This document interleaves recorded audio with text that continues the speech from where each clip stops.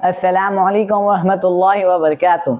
आज मेरी तकरीर का उन्वान है माँ बाप के साथ हुस्न सलूक। ये वो टॉपिक है जो हर इंसान के लिए अहमियत रखती है। माँ बाप इंसान की ज़िंदगी को कीमती हिस्सा देते हैं जिसके बगैर इंसान का वजूद अधूरा है। इस्लाम में माँ बाप का दर्जा बहुत ऊंचा है। कुरान पाक में अल्लाह ताला इरशाद फरमाते हैं वक़ज़ा रब्बुका अल्ला तअबुदू इल्ला इय्याहु वबिल वालिदैनि इहसाना। तर्जुमा, और अपने रब के हुक्म पर बजा लाओ और अपने माँ बाप के साथ अच्छी तरह से पेश हो। ये आयत हमें अपने माँ बाप के साथ हुस्न सलूक और उनके मुकाम का फ़र्ज पैगाम देती है। और हमारे माँ बाप की इज्जत ना करना, उनके हुकूक को अदा ना करना सिर्फ एक गलती नहीं बल्कि एक गुनाह है। अमीरुल मोमिनीन हज़रत रसूलुल्लाह सल्लल्लाहु अलैहि वसल्लम ने अपनी अजीज़ माँ की अहमियत को बयान करते हुए फरमाया, जन्नत माँ के कदमों के नीचे है। ये बात सिर्फ माँ की अजमत को बयान नहीं करती बल्कि इस बात को वाज़े करती है कि माँ बाप के साथ हुस्न सलूक, उनकी खिदमत, उनका अदब हमारे लिए जन्नत का रास्ता खोल लेता है। और अगर माँ को जन्नत का जरिया बनाया गया तो बाप को उस घर का रहनुमा सरबराह बनाया गया। आपको जन्नत का दरवाजे का लक़ब दिया गया। बाप अपनी औलाद के लिए जिम्मेदारी उठाता है, उसके लिए रोजी रोटी कमाता है, उसको दीन व दुनिया के रास्ते पर चलना सिखाता है। हर बच्चे को चाहिए कि अपने बाप के साथ हुस्न सलूक के साथ पेश आए। हुस्न सलूक क्या है दोस्तों?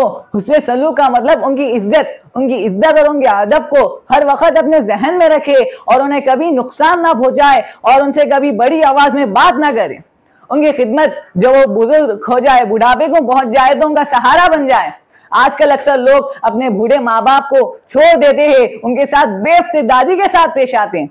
लेकिन हमें ये नहीं भूलना चाहिए कि जब हम छोटे थे तो उन्होंने हमारे लिए क्या क्या नहीं किया। उनकी खुशी में अल्लाह की रजा है। उनके छोटे छोटे ख्वाहिशात को पूरा करना चाहिए और उनके दुआओं को लेना हमारा मकसद होना चाहिए।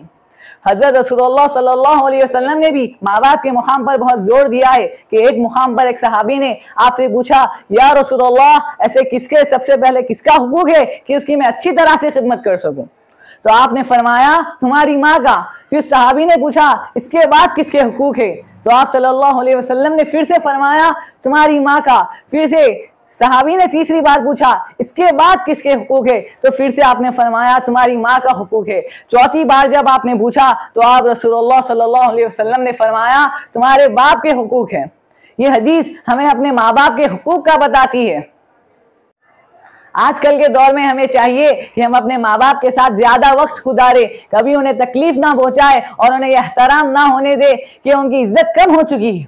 माँ बाप की दुआ हर मुश्किल को हल कर देती है। अगर माँ बाप हमारे लिए दुआ कर रहे हैं तो अल्लाह ताला उनके जरिए हमारी जिंदगी में आसानियां व बरकत भेजता है।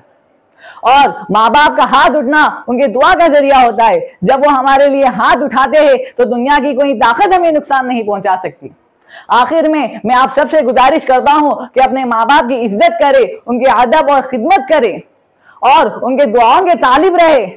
और माँ बाप का साया जब तक हमारे सिर पर सलामत है, अल्लाह की रहमत का एक बड़ा जरिया मौजूद है।